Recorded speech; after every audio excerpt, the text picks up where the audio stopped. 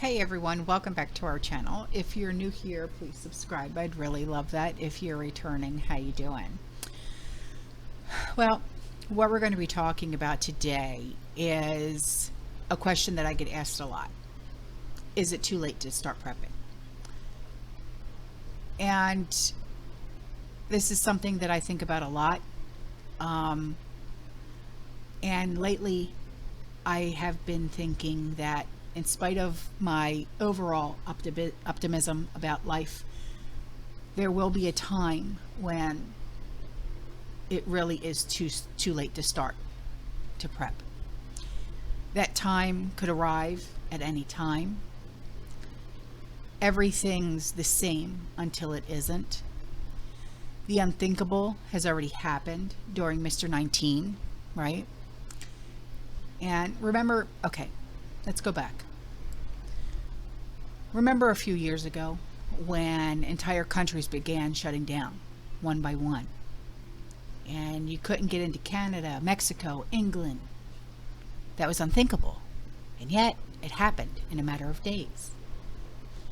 Then there was the toilet paper shortage, no hand sanitizer, and almost everyone began to hide in their houses, right? When I reflect on the past few years, I've come to the conclusion that yes, there may very well come a time when it is too late to start prepping. Now, I'm not talking about it's too late to survive. That's a whole other animal. Some of you, I know, could survive because of your skills, your location. Others have been prepping for so long that you could easily hunker down for months, years at a time.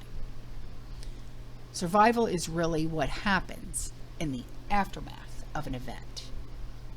And there are all sorts of creative ways to survive and get by one day at a time. Prepping is different. Prepping is taking action right now, being proactive. So when a survival situation occurs, you are ready. Your preps are in place to mitigate the effects of that event. So there are warning signs that signal that it is too late to start prepping. There's 3 of them. There are indicators that it's now time to hunker down with whatever you have, wherever you are. Connect with close friends and relatives and prepare to weather whatever comes. And maybe this is something that you should be writing down. I don't know. Maybe I am thinking too much. I don't know. But the first one is you don't have easy access to your money. Long lines at the bank, people lining up early in the day to make transactions, limited banking hours, ATMs running out of cash, banks limiting withdrawal amounts, new government regulations that limit cash withdrawals or other types of transactions. You can no longer make the purchases you would like to in order to prepare. Stop me if I'm wrong. Here's another one. It's more difficult or impossible to easily travel. The government regulates gas purchases, sets mileage allotments. Gas prices become so expensive as to effectively limit travel. Checkpoints between states or even counties to ensure regulations are enforced. Movement is life. Right? That's what Brad Pitt's character said in the movie World War Z. So when freedom of movement becomes nearly impossible, so does survival. Getting to a bug out location is no longer possible due to these measures. And the last one, ordinary purchases are becoming more difficult to make. Increased number of empty store shelves, more competition for goods and services, prices skyrocket until even the basics are no longer affordable. Limits on purchases set by retailers or by government entities. Black market develops. You can no longer stock up on even basics due to shortages and regulations. So, as you can see, these 3 warning signs signal an end to getting prepared easily or quickly. Everything's the same until it is not. Now, no one has a crystal ball that I know of. Logically, normally, you know what I mean? Rationally.